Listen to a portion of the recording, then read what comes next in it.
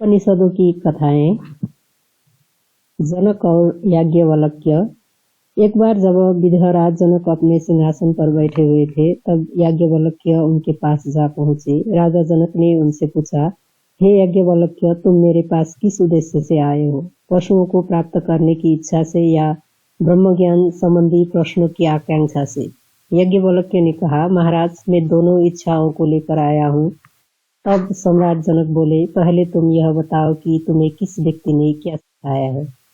याज्ञवल्क्य ने उत्तर दिया, जित्वा शैलिनी ने मुझे यह सिखाया है कि वाणी ही ब्रह्म है। सम्राट जनक बोले, माता पिता और गुरु की तरह शैलिनी ने तुम्हें यह सिखाया कि वाणी ही ब्रह्म है, क्योंकि जो व्यक्ति वाणी से रहित हो, जो बोल ही पावे, वह किस काम का हो सकता है? उसने निश्चय ही तुम्हें यह भी बताया होगा कि उसका आयतन अर्थात स्थान या शरीर क्या है, और उसकी प्रतिष्ठा भूत, वर्तमान और भविष्य में उसकी स्थिति क्या है।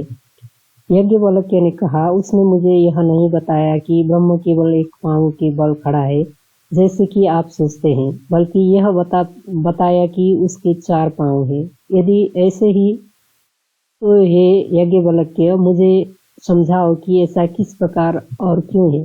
याज्ञवल्क्य ने उत्तर दिया, हे सम्राट, वाणी ही आयतन है, वाणी ही प्रतिष्ठा है, वाणी ही आकाश है, वाणी ही प्रज्ञा ज्ञान है। इसी प्रज्ञा के रूप में ही ब्रह्म की उपासना की जानी चाहिए। यही ब्रह्म का चौथा पांव है। जनक ने पूछा, प्रज्ञा क्या है? याज्ञवल्क्य ने उत्तर दिया, हे सम्राट, वाणी ही प्रज्ञा है, वाणी से ही मित्र जाना जाता है, वाणी से ही ऋग्वेद, यजुर्वेद, सामवेद, अथर्ववेद, आंगिरस, इतिहास, पुराण, विद्या, उपनिषद, श्लोक, सूत्र, मंत्रों की व्याख्यान, यज्ञ फल, यह लोक, परलोक तथा समस्त प्राणियों का ज्ञान होता है। हे सम्राट, वाणी द्वारा ही ब्रह्म को जाना जा सकता है। वाणी ही परब्रह्म है। जो इस ज्ञान से ब्रह्म की उपासना करता है, उसका साथ वाणी नहीं छोड़ती। सब प्राणी उसका अनुसरण करते हैं। वह स्वयं देवता बनकर देवताओं के पास चला जाता है। तब सम्राट जनक ने कहा, हे याज्ञवल्क्य, मैं तुम्हें हाथियों के बराबर बड़ी 1000 गाय दान करता हूँ।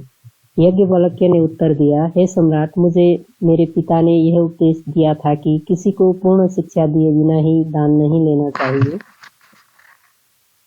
सम्राट जनक बोले, शैलिनी को छोड़कर और किसी दूसरे व्यक्ति ने तुम्हें क्या बताया?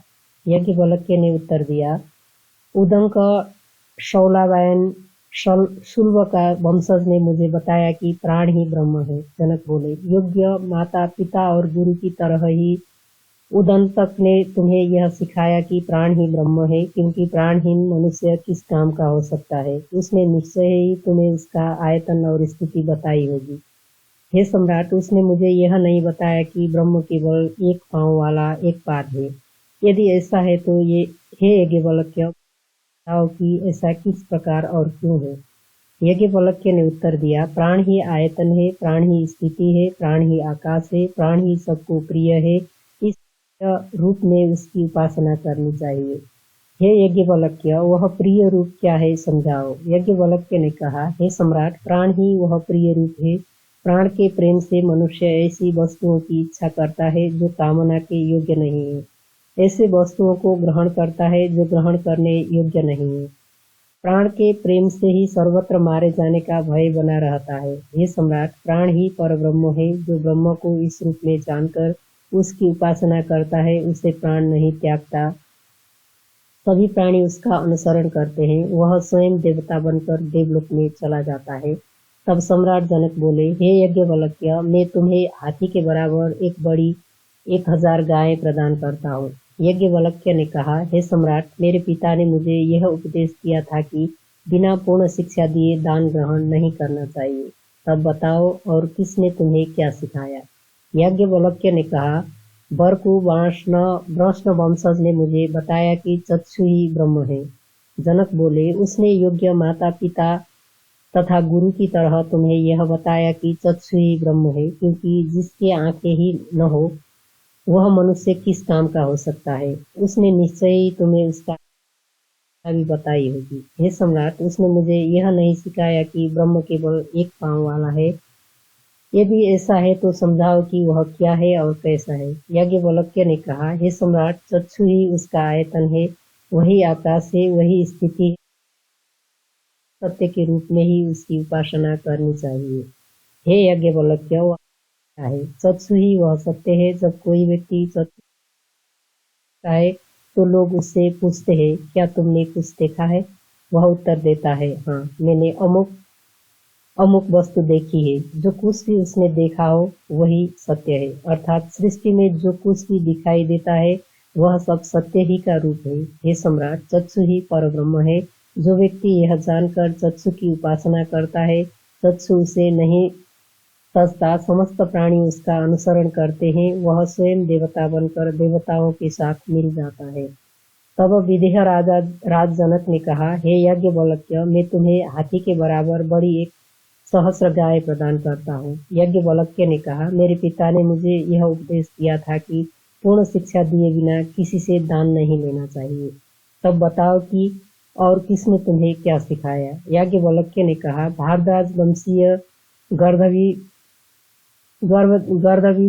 ने मुझे बताया कि कर्ण ही ब्रह्म है। योग्य माता पिता तथा गुरु की तरह ही भारद्वाज ने तुम्हें यह बताया कि कर्ण ही ब्रह्म है, क्योंकि जो व्यक्ति कानों से सुन न सके वह किस काम का हो सकता है। उसने निश्चय ही तुम्हें उसका आयतन और प्रतिष्ठा के संबंध में बताया होगा। याज्ञवल्क्य ने कहा, हे सम्राट, उसने मुझे यह नहीं बताया कि ब्रह्म एक ही पांव वाला है। हे याज्ञवल्क्य, मुझे यह समझाओ कि वह कैसा है और क्या है।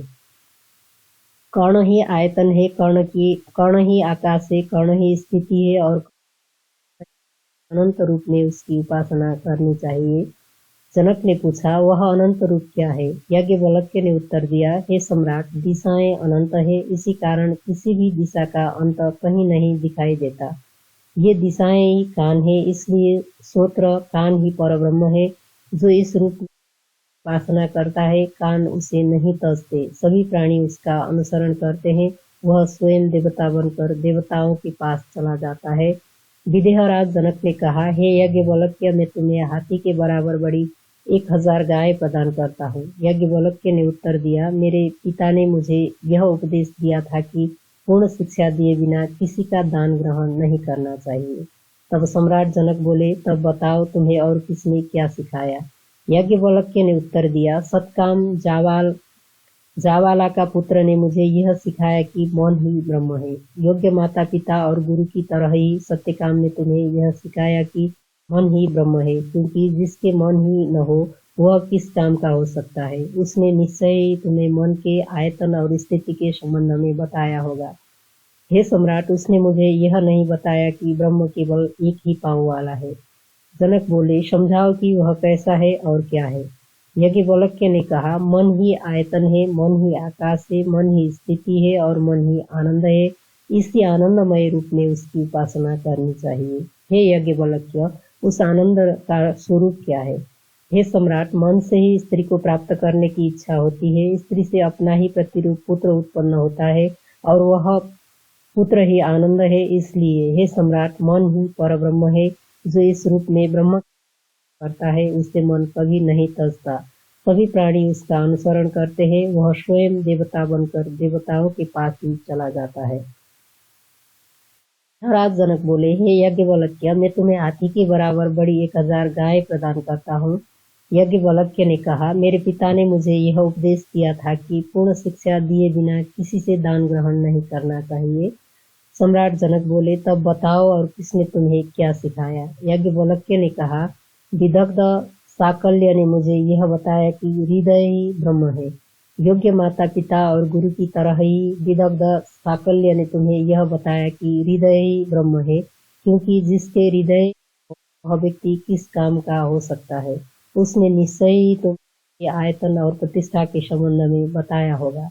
उसने मुझे यह नहीं बताया कि ब्रह्म केवल एक पांव वाला है। तब समझाओ कि वह कैसा है और क्या है। याज्ञवल्क्य ने कहा, हे सम्राट, हृदय ही आयतन है, हृदय आकाश है, हृदय ही प्रतिष्ठा है और हृदय ही स्थिति है। स्थिति किस प्रकार है? हे सम्राट, हृदय ही सब प्राणियों का आयतन है, हृदय ही प्रतिष्ठा है, हृदय ही में सब प्राणी प्रतिष्ठित होते हैं, इसलिए हृदय ही परब्रह्म है। जो यह जानकर ब्रह्म की उपासना करता है उसे हृदय कभी नहीं तजता।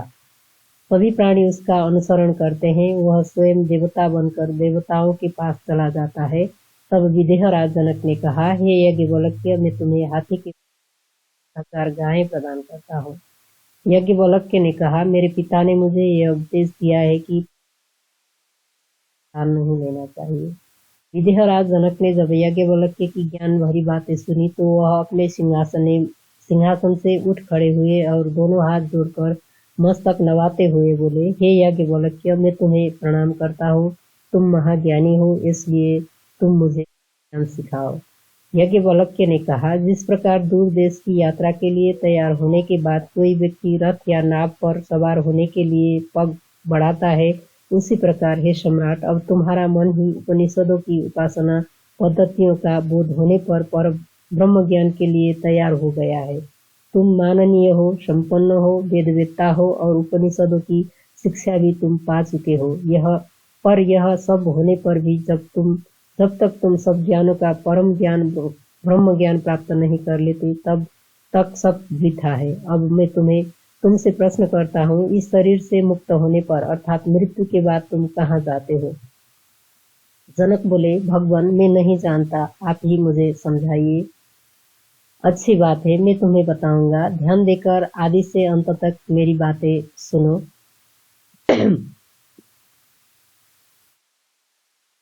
जो पुरुष दाईं आंख में निवास करता है उसका नाम इंद्र है। उसका वास्तविक नाम इंद्र ही है, पर उसे परोक्ष रूप से इंद्र कहते हैं, क्योंकि देवगण परोक्ष नामों से पुकारा जाना पसंद करते हैं और प्रत्यक्ष नामों से पुकारे जाने पर असंतुष्ट हो उठते हैं। बाईं आंख में पुरुष के रूप में निवास करने वाली उसकी स्त्री है, का नाम विराट है। उन दोनों का मिलन क्षेत्र अंतर हृदय का आकाश है। उन दोनों का भोजन हृदय का लाल मांसपिंड है। उन दोनों का गुप्त विश्राम गृह हृदय के भीतर नसों का बना हुआ जाल है। उनका भ्रमण पथ हृदय से ऊपर उठने वाली नाड़ी है। जिस प्रकार बाल को 1000 बार चीरने पर उसका जो रूप रह जाता है, उतनी ही सूक्ष्म हिता नाम की नाड़ियां हृदय के भीतर स्थित है। इन्हीं सूक्ष्म नाड़ियों से होकर शारीरिक आत्मा का भोजन संचारित होता है। उस भोजन से सूक्ष्मतर वृत्तियों का पोषण होता है। इस शरीरात्मा से उच्चरत आत्मा का पोषण होता है।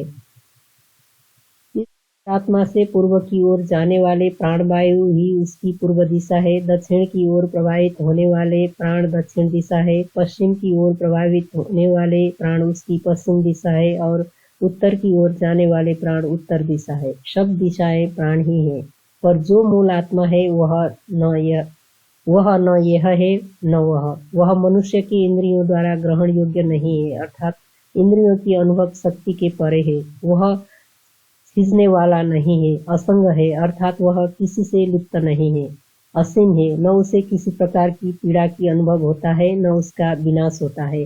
हे जनक, इस अभय आत्मा को तुमने अब प्राप्त कर लिया है। तब विदेहराज जनक बोले, हे यज्ञवल्क्य, आपने जिस अभय आत्मा की शिक्षा मुझे दी है वह आपकी ही बन जाए। मैं आपको नमस्कार करता हूँ। यह विदेह राज्य और स्वयं अपने को मैं आप ही के चरणों में अर्पित करता हूँ। यज्ञवल्क्य उन्हें आशीर्वाद देकर चले गए।